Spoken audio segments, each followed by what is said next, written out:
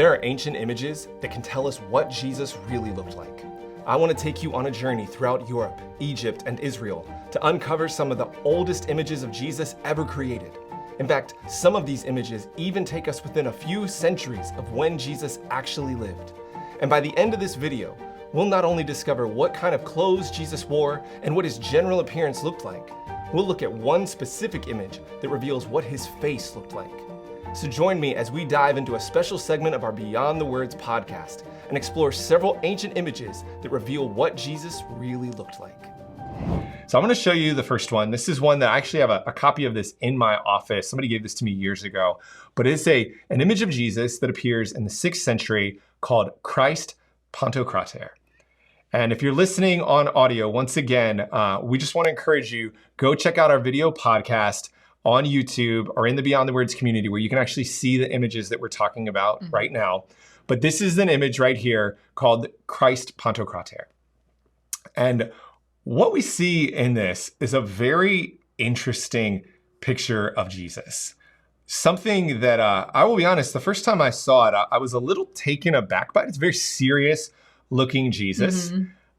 He's got one hand where he's holding up some sort of finger symbol. He's got a Bible in another hand. He's got a halo around his head. Very, very dark features. He actually looks kind of two-faced in some ways, which is interesting. We'll talk about that in a second. But it's a unique picture of Jesus. And what I would say in many ways, a very Middle Eastern-y looking sort of picture of Jesus. Now, this is an image of Jesus that is found at St. Catherine's in Mount Sinai. And so this is in Egypt. It's a monastery in Egypt. But this is where we have found this dating back to around the 6th century AD. So within 500 years of Jesus. Not super close, but definitely closer to Jesus than it is to us. Okay. And what really stands out to me about this picture, if you think about it, is just these Middle Eastern features. So he's got, dark eyes. Very dark eyes, his cheekbones, the style of his beard looks quite unique. The clothing that he's wearing is very, very dark. But here's where things get really interesting. As I mentioned to you, he looks kind of two-faced in this picture, and that's because he does have two distinct faces. The artist who created this created one half that looks very different than the other half. Yeah. And I want you to see what those look like when you create the symmetry, right? So when you kind of double it. Folded it down the middle. Yes. Okay. So you see, like if you doubled that one half, what he would look like. And if you double the other half, what he would look like. And this is what that appears like. Really interesting. Wow. So the Jesus on the left to me is very kind of calm, a very just less serious sort of Jesus. And the Jesus on the right is intimidating. He looks angry. He does. Yeah. Very, very unique in what they look like. But again, very, very Middle Eastern in their features, which I guess makes sense. It appears in Egypt. Right. Right. So, if you think about where this is, St. Catherine's Monastery, where that appears on the map, that makes sense near Mount Sinai. But this is one of the oldest images that we have of Jesus. Now, there's another one that's even older, and it comes from a place called the Mausoleum of Galla Placidia. So this is the image of Jesus. And what this is a picture of Jesus as a shepherd. So just take a moment to look at this. This is the image of Jesus from the Mausoleum of Galla Placidia. But he's a very, very different looking Jesus.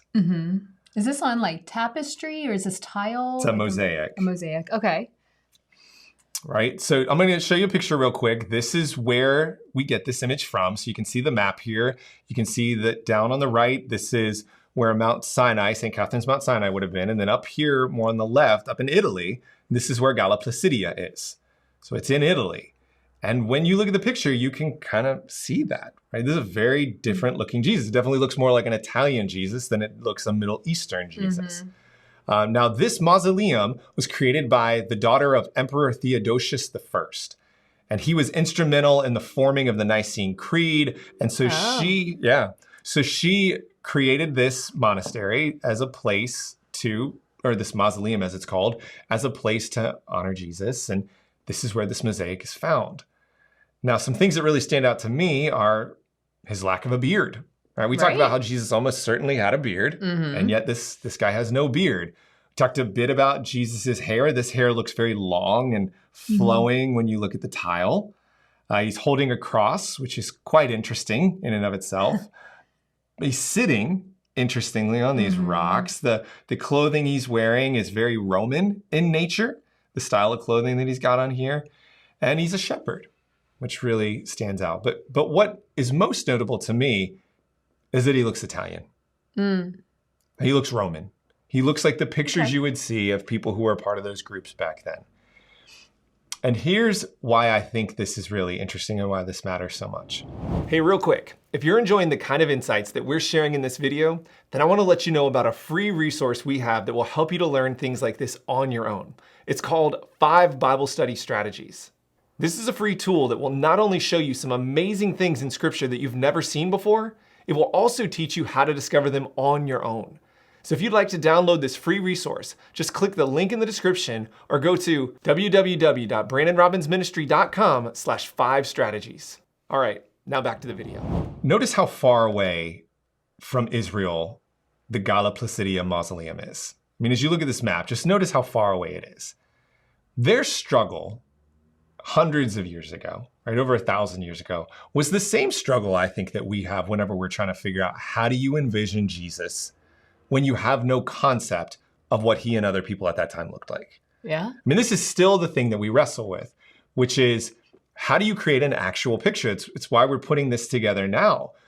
How do we put together an accurate picture when none of us lived in the first century Israel? We just have no clue. Many of us have never even been to Israel. So how could we even really conceive of what people looked like?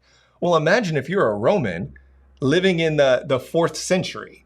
I mean, you've never seen Israel. You've never even seen a person from Israel in your life. There's a good chance you've never seen anybody but the people who live in your own community. Everybody you know looks the same. You kind of assume that everybody looks like you. Right. It is fair to assume that everybody else in the world looks just like you look. Every person you see who's coming up from out of town, who's part of this Roman Empire, dresses and looks the same way. So you just assume that Jesus and the people living in the Middle East must have looked the same way. And that's something that I think is very natural. It's a part of human nature. It's why we struggle so much with this. I mean, think about our art today. You know, when we look at art and then the images you talked about in the very beginning, this classic picture of Jesus, that's Jesus made in our image because we have no idea what Jesus looked like back then. Right? We look at Jonathan Rumi and we assume that must be what Jesus looks like. And now that becomes the image of Jesus for us because we've got nothing else to picture. Right. And if you look around the world, people in all different cultures have made Jesus in their image because that's just the image they have. Yeah. And so it explains why it is so difficult to really come to put together this image of what Jesus really looks like. But as you're going to see, as we go through these artistic examples, that picture becomes clearer. We get little hints of things that take us closer to the time of Jesus, which is what we really need to do. And let me show you in the next one, right? This next one is Jesus from the catacombs of Marcellinus. And this is what this image looks like. So in this image, it's actually a very different looking kind of Jesus. He has short hair here. He's wearing a Roman toga. So once again, we're seeing this Jesus who has this Roman sort of look. And to help you understand why, we'll look at where it's coming from, right? This is where the catacombs of Marcellinus are. They're in Rome. So of course, once again, we see that Jesus looks like a Roman. I mean, his clothing, if you look at an image, here's an image of what Roman clothing looked like in the early centuries of the Roman Empire. It looks the same, right? It's got these stripes right here on this tunic that he's wearing. It's Roman garb through and through. His haircut is a Roman haircut. He doesn't have a beard, right? Something that was very Roman. But what's really interesting about this picture is how there are still some Jewish things in it that somehow survived over time. So notice in this picture at the bottom of the image where the woman's hand is, she's grabbing part of Jesus's clothing. Like a tassel? She is. She's grabbing his tzitzit. Oh, okay. All right, we talked earlier about the talit and the tzitzit. If you haven't seen that video, it's another segment we did on this about scriptures that highlight what Jesus would have really looked like. And so we're seeing one of those lived out here in this art, where that's depicting this passage from Mark's gospel where this bleeding woman thinks if I can just touch the hem of his garment, if I can just touch the tassels on his talit, if I can just touch his tzitzit, then I'll be healed.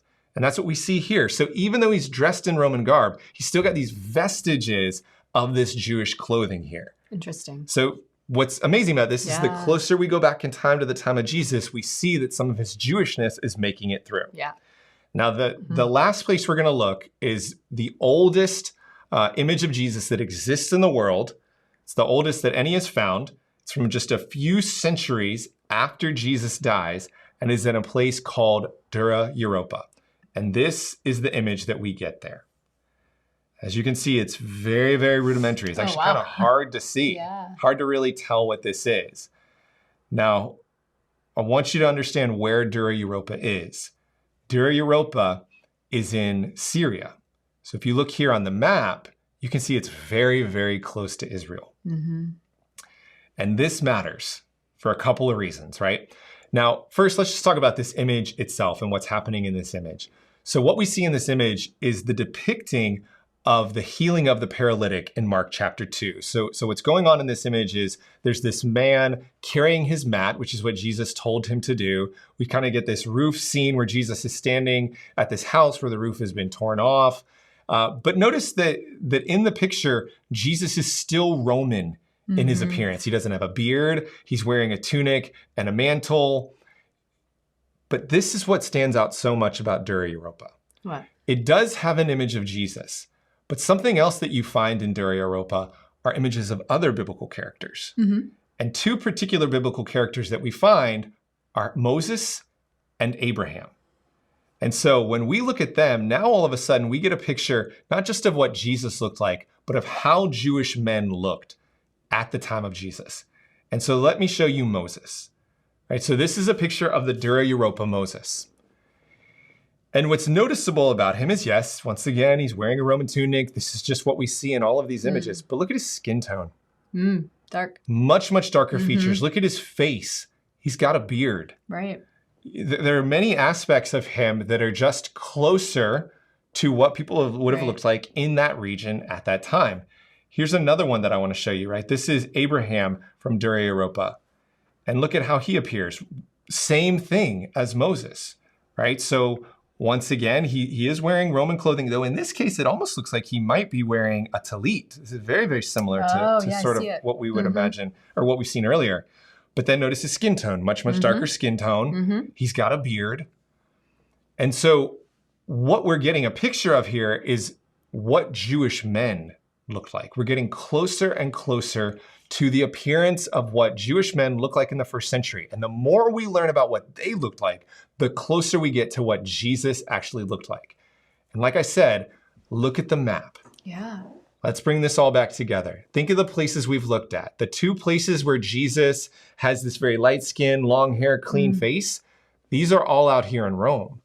But the closer you get to Israel, when you're looking at Egypt and the things that are found at St. Catherine's in Mount Sinai, right, the Christ Ponto crater, or as you're looking at Dura Europa and this image of Jesus, this rudimentary image, you're getting a much clearer picture of what it looked like as to really imagine what Jesus would look like at the time that he lived. You're getting this picture of what Jewish men looked like when you look at Moses and Abraham at Ponto crater, at Dura Europa.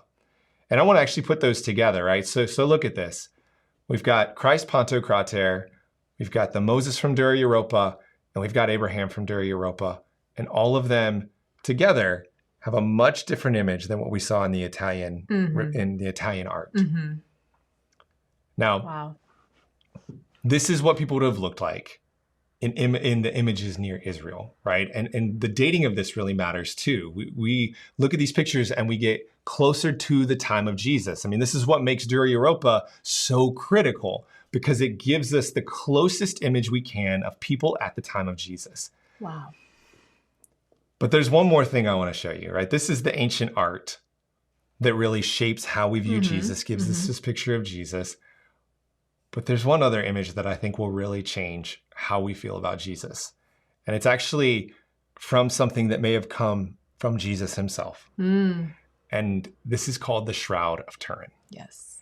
And if you've never heard of this before, the Shroud of Turin is traditionally believed to be the burial shroud that was placed on Jesus after he died. And it is believed that when he was resurrected, his image was imprinted upon this shroud. And this shroud is something that has been debated for centuries. There's all kinds of testing that has been done on this shroud to determine, was it from the medieval ages? Was it something that actually does date back to the time of Jesus? Is it a hoax? Is it real? And there are some amazing things that give it credibility and prove that it may be authentic. So one of them is that the shroud is made of flax that is actually grown in the same region of the Middle East where Jesus actually lived. They can trace this flax back to that place. It's where Jesus would have lived. It's not somewhere else in the world. It dates to that region at that time period. Similarly, the pollen that has been found in this shroud is also native to Israel and to that region in that time period. Wow. Another interesting thing is they did something called a wide angle X-ray scattering. It's a sort of test that they did that showed the degradation of this linen over time. And kind of that helps them to date it. It shows how much it's degraded over time. Well, the degradation that they found is consistent with a similar piece of linen that dates back to anywhere between 55 and 74 AD. So it shows that it is very likely that this piece of cloth, the Shroud of Turin, dates back to the actual time period of Jesus.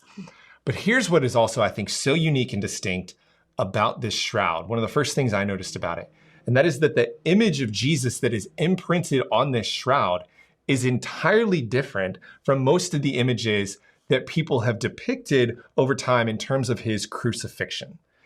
And what I specifically mean by that is that the nail wounds that you can see on this shroud are consistent with how people were actually crucified in the first century, and they're different than what you see in most depictions of Jesus' crucifixion in recent centuries. You see, most depictions that we've ever seen in our lives of Jesus appeared in the Middle Ages, right? That they come since that time period. And they show Jesus as being pierced through the hands when he's crucified. That's what I always thought when I grew up. But what we actually know historically is that people who were crucified weren't pierced through their hands. They were actually pierced through their wrists. And the reason is because when you're hanging on a cross, your hands cannot support your body weight. The nails would unfortunately rip through. So they would nail in the wrists because the wrist could hold that nail in place and could hold your body up. Thanks.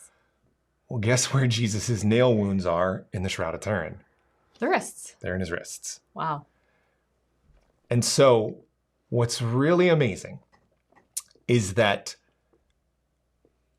these scientists have been able to take AI and they've been able to take the image of the Shroud of Turin and they've been able to say, okay, if this is authentically Jesus, what would he look like? What would his face look like? And this is what we found.